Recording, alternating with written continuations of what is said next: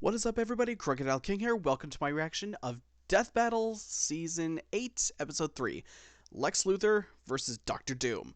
Now, this particular death battle I'm not going to be the most invested in because I'm not very familiar with either of these characters, because Doctor Doom's not in the MCU yet, and I barely even care about DC. But I have seen their previous death battles where Iron Man defeated Lex Luthor, and Doctor Doom defeated Darth Vader. So I'm honestly voting for Doctor Doom just starting off.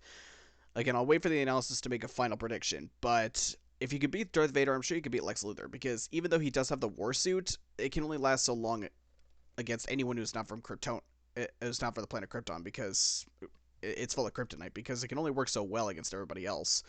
But again, I'll wait for the analysis and make my final prediction there, so let's get this going. Okay, the episode's up, we're all ready to start. So, Iron Man versus Doctor Doom in 3, 2, 1... Or Lex Luthor. I'm so sorry. I keep thinking of Iron Man versus Lex Luthor. Lex Luthor versus Doctor Doom. 3, 2, 1, go. Boom, boom, boom, boom, boom. Alright, let's see here. Lex Luthor, CEO of LexCorp and nemesis to Superman. And Doctor Doom, King of Latveria and Doom of the Fantastic Four. The intellect of these two evildoers is unmatched in their own worlds. But what happens when the geniuses of these spiteful nerds collide? He's Wiz and I'm Boomstick. And it's our job to analyze their weapons, armor, and skills to find out who would win a death battle. So again, I'm thinking Doctor Doom. In the city of Metropolis, soaring above all other structures, one can find atop the tallest building an L. Who's the dickbag that decided to literally hang that L over everyone's head? Just the one and only Lex Luthor. Born and raised in Smallville, Kansas, Lex's early life was complicated. His father, Lionel, was a scientist doing dubious experiments on Martian Manhunter. When the lid was cracked on this evil science operation, asses had to be covered. So Lex and his old man got a convenient memory wipe, reducing Lionel to an alcoholic and setting Lex down a path to get away from his deadbeat dad. Right there with you, bud. But because this is comics, that's just Lex's story in one continuity. In another, he's a mad scientist. In another, he's a self-made billionaire. And in yet another, he was friends with Superboy until Superboy made him bald.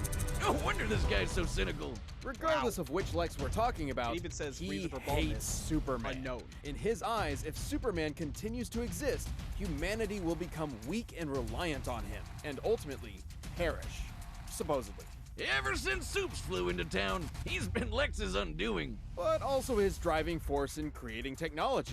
Chief among them being his war suit. This bad boy comes equipped with loads of goodies. A force field, created by electroblast, Darkseid, missiles, a chest laser, and wrist blades for all your Batman shanking needs. Lex has utilized many different energy sources for his suits, but his newest and greatest is the Mother Box. A nigh inexhaustible piece of new god technology with which Lex can create energy beams, repair his suit, and teleport via quantum folding. The suit can survive a planet exploding and lets old Lex go toe-to-toe with Superman himself. Well, it is questionable if his suit is directly comparable to Superman going all out, especially with his reliance on kryptonite. Exactly. But Lex has used it to fight with other DC powerhouses. Like this orange Bugman Larfleeze, who's basically a one-man Lantern Corps. You know, that band of green boot stompers who can cross the universe in under an hour.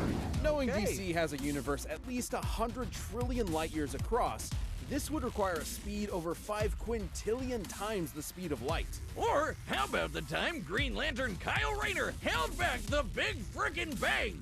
Much of Lex's tech is relegated to the war suit, but he does have on-hand gadgets too, such as a heat ray, robot replicas called Lexbots, and a special barrier that temporarily turns anything it touches two-dimensional. It turns you 2D, huh?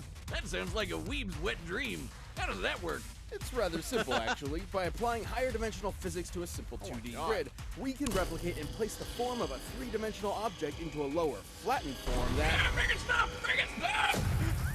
Wow, I knew the old squirrel diet was a good idea. Paper milk Unlike steak. Lex's 80s tech, he's not all two-dimensional. Sure, he's had his squabbles with Superman, but after Soups died, not when he punched the gray guy when he blew up this punk Denny, he gained a newfound respect for the Man of Steel and took up his mantle. Maybe he isn't the bald psycho everyone thinks he is. Doubtful. Lex's actions, both good and bad, tend to stem from one thing. He really wants to be Superman himself. He jelly.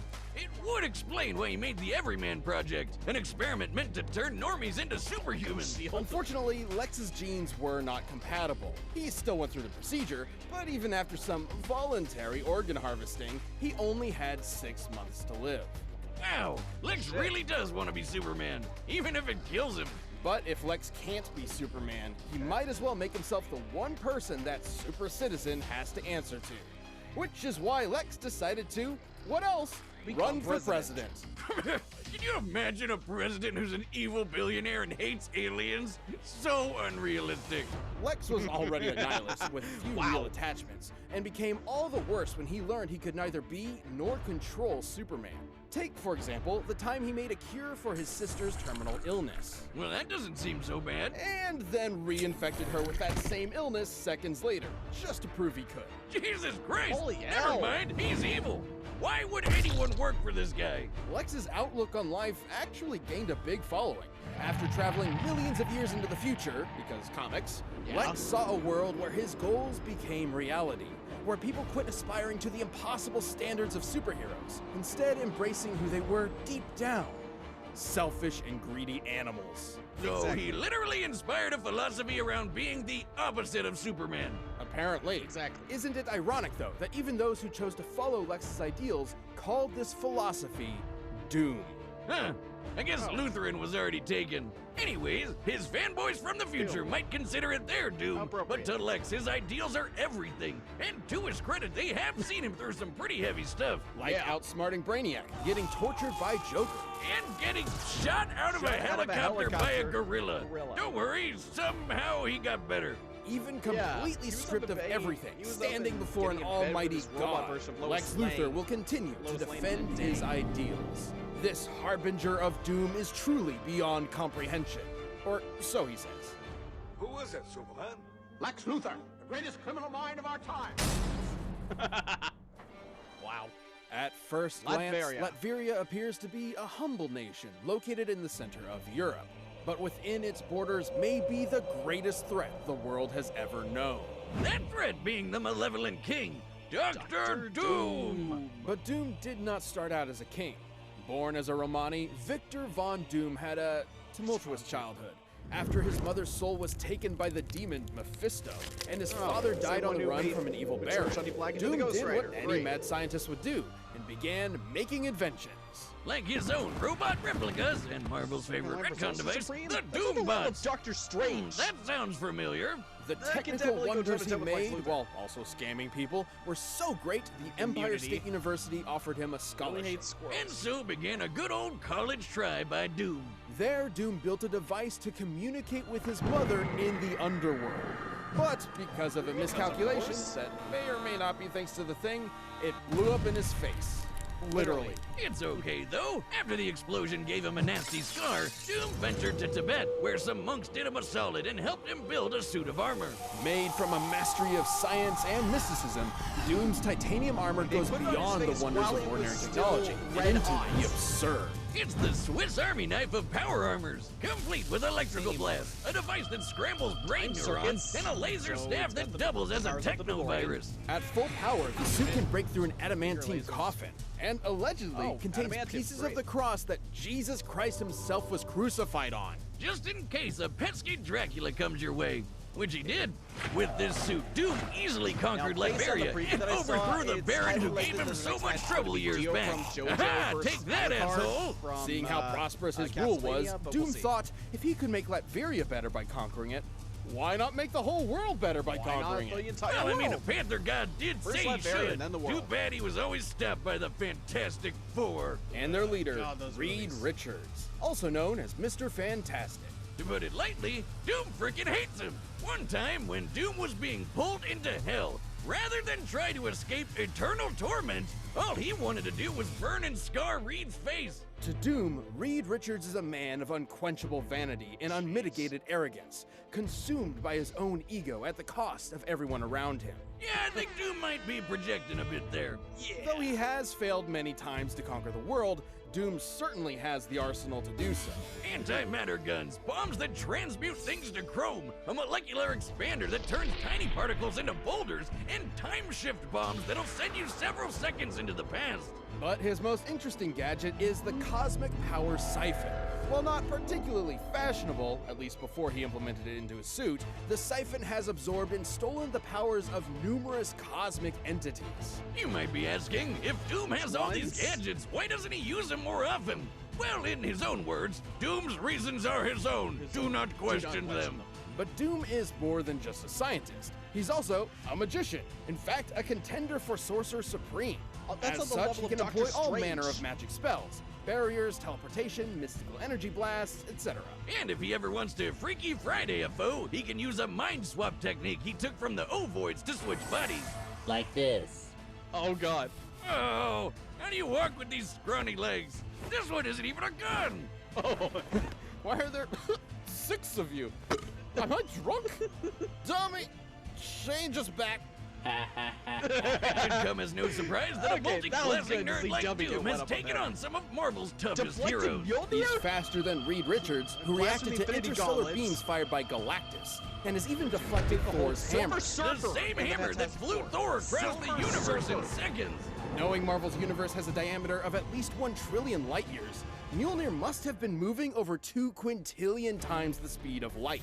And that's not even getting into Doom's battles with the Green Universe Clapper, the Hulk. Or the no-holds-barred punch he took from Sentry with only 7% of the suit's power Century. left. Who's basically With so Marvel much Superman. tech and magic, it's a wonder Doom ever loses. Well, for all his achievements, Doom does have one insurmountable weakness. Squirrels. I knew it! Nobody's a match for those little bastards but me. But hey, as long as he stays on Bucktooth's good side, he should be alright. He also has a bad habit of just losing godlike power at the worst of times. Like when his control over the Power Cosmic was taken by a plot-convenient cosmic energy-stealing super airplane. Still, Doom persevered and became the God Emperor of everything. Until Mr. Fantastic stole his powers away. Oh boy, if Doom Yes, of already course. hated Reed, what did he think of him after that? Surprisingly, Doom's time as a god caused an epiphany of sorts. He looked back on his actions, his ego finally shattered, and in his reflection was left with a desire to fix his ways. So he took up the role of Iron Man of all people, stopped being so world-conquery, and became a good guy. Just for a little bit, don't worry, he was back to being a maniacal would-be conqueror soon enough. Comic book status quo. It seems a literal multiverse-scale intervention couldn't keep Doom from being Doom. Your plan to destroy them has failed, Master. Failed. Dr. Doom does not fail. You failed. All right, the combatants are set, and we've run the data through all possibilities. It's time for a death battle! Pause. Okay. Based on what I saw, I guess Lex could still... Like, being able to match up to a Green Lantern Corps is pretty crazy, but Lantern Corps, Green Lantern rings are powered by willpower, so that kind of depends on the individual, so that's kind of a vague... It's kind of a vague comparison. But Doom being able to scale to the likes of Mjolnir, Doctor Strange, and the Sentry, I can't help but still go with Doctor Doom because, again, even though the War Suit is powerful, it can only do so well against anyone. Like, it does well against Kryptonians, but only okay against everybody else. So, I just can't help but vote for Doctor Doom here. So, let's keep going. Death battle in 3, 2, 1. Let's go. Oh, a visitor? Mr. Luthor, your company has invaluable resources for the people of Latveria.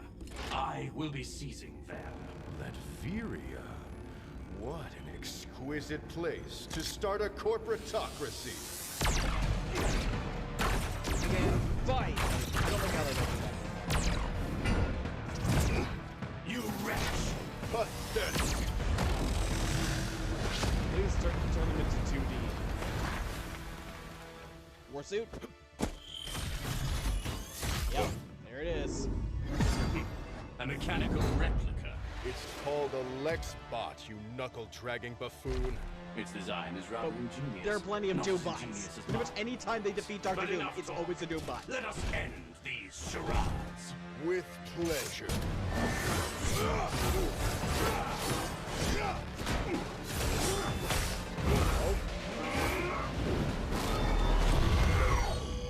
What is this confounded contraption?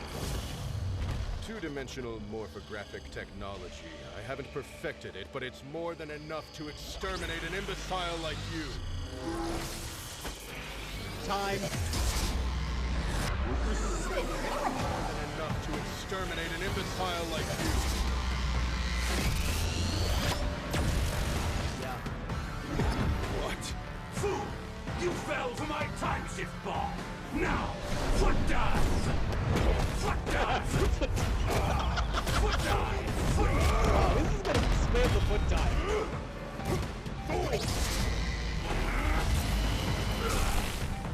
Break out of an animated coffin too. Stand hits from the old man. got you! What a farce! Impossible! Impossible? Huh, that word has no meaning for someone like me. What about you?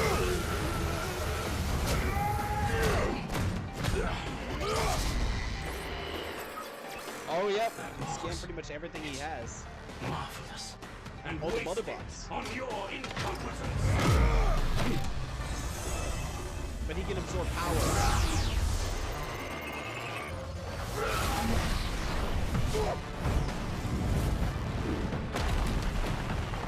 Pitiful. What kind of a man are you? A Superman. I know that he wanted to be Superman, Still hiding behind this hideous mask, Tin Man? Let's show your true face the light of day! Don't you see? That mask is my true face.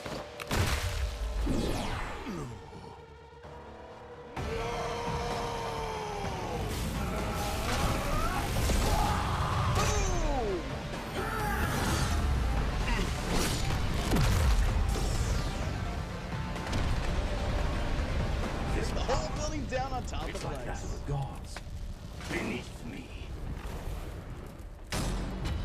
KO! I I've was heard of right. handing someone the L, but never pinning him to it.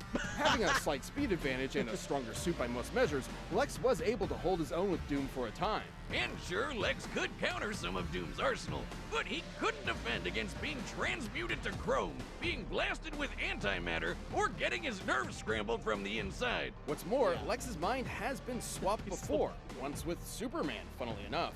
Meaning if things got desperate, there was nothing to stop Doom from pulling a Captain Ginyu on Lex and swapping their minds. Lex's mother box was certainly a powerful device, but he never quite mastered all of its potential.